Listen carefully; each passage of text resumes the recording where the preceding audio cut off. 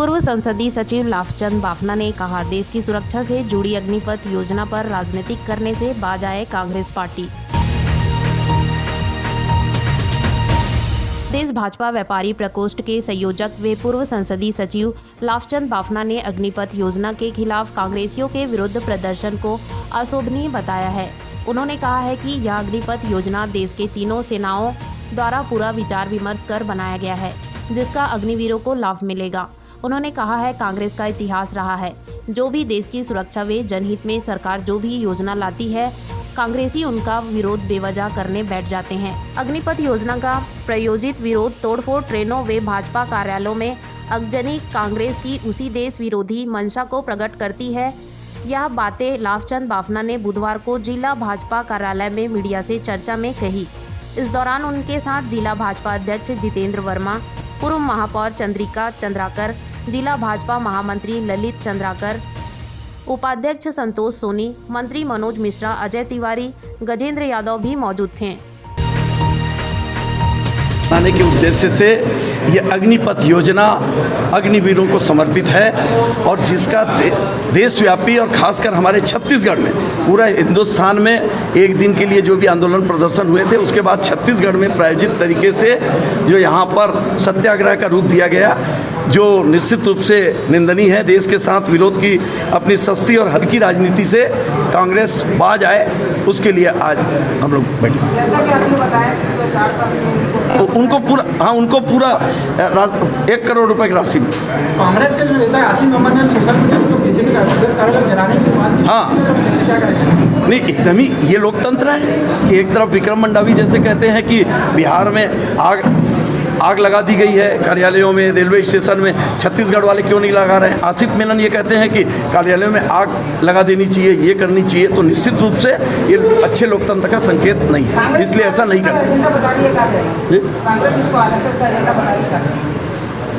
अगर ऐसी चीज़ भी अगर आरएसएस का एजेंडा है तो मैं समझता हूँ ये हिंदुस्तान के 140 करोड़ भारतीयों के लिए ये स्वाभिमान का विषय। सर 4 साल वो लोग वहाँ पर काम करेंगे, उसके बाद को वहाँ पर सीधे सेना में उनका चयन होगा।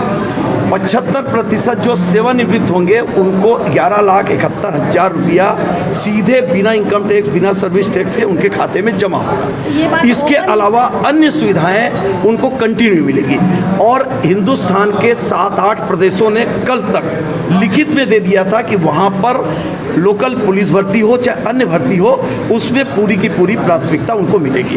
हम सबको मालूम है कि सेना से लाखों लोग सेवानिवृत्त हो चुके हैं पिछले 40-50 वर्षों में, और उनका कितना मान सम्मान हमारे समाज में रहता है। अन्य जितनी संस्थाएं हैं, अन्य जितनी मल्टीनेशनल कंपनियां हैं, वो उनको कैसे प्राथमिकता देती है। और 4 साल जब वो पूरी ट्रेनिंग लेकर आएंगे और राष्ट्रभक्ति से ओतप्रोत होकर आएंगे और यंग जनरेशन आएगा, एक समय तो वो 40-42 साल का रिटायर होने के बाद अगर आता है तो निश्चित रूप से कई मल्टीनेशनल कंपनियां और कई जगह एज बार हो चुकी रहती है।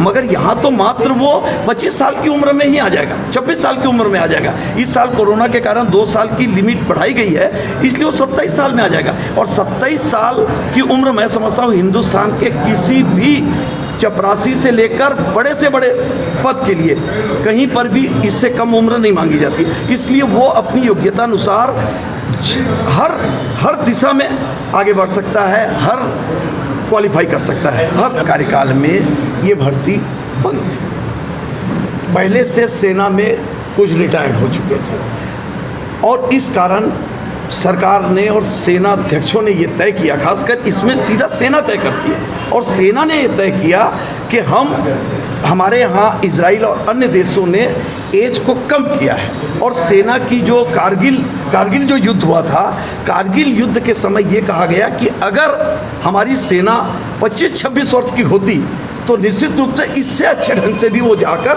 वहाँ पर लड़ सकती थी। बाद में वो कारगिल के बाद में निश्चित रूप से वो कारगिल मुद्दे को कुछ लोगों ने भुला दिया। मगर आज देश के प्रधानमंत्री नरेंद्र मोदी जी और यहाँ पर तीनों सेना का एक प्रमुख है, और इसलिए उन लोगों ने तुरंत इस योजना को लागू करने का निर्णय लिया और इस योजना को अग्निपथ नाम दिया गया।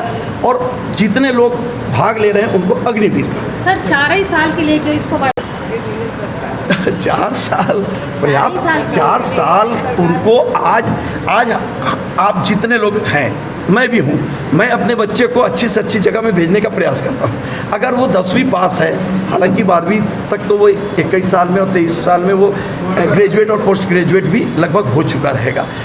उसके बाद आदमी की इच्छा रहती है कि मैं कंपटीशन एग्ज़ाम में इस जगह भेज दूँ, 15 लाख, 50 लाख, 20 लाख, 10 लाख रुपया खर्च कर। इसमें एक पैसा गार्जियन को खर्च करने की ज़रूरत नहीं है। सारी किस्म की स्किल, अनस्किल्ड जो भी ट्रेनिंग देना है, शिक्षा के क्षेत्र में देना है। यूजीसी ने, शिक्षा मंत्रालय ने तय किया है कि अगर वो कोई 10वीं पास अगर मान लो भर्ती हो जाता है तो उसको 12वीं का सर्टिफिकेट कैसे दिया जाए, ये योजना भी सरकार बना दे, मतलब उसके भविष्य का भी ध्यान रखें। हो गया तो बीजेपी और कोई विभागों में इस टाइप का लेके आएगी लगता है। बीजेपी और देश के प्रधानमंत्री नरेंद्र मोदी जी ने इतना चमत्कार किया है कि 5% घर में शौचालय था, आज 100% घर में इज्जत घर है। प्रधानमंत्री नरेंद्र मोदी जी ने तय किया था कि हम जैसे लोगों के यहाँ भी उज्ज्वला योजना गैस सिलेंडर था, मगर हम लोग भरवा के नहीं ला पाते थे। और देश के पूरे और रेल में भी ऐसा होगा लगता है।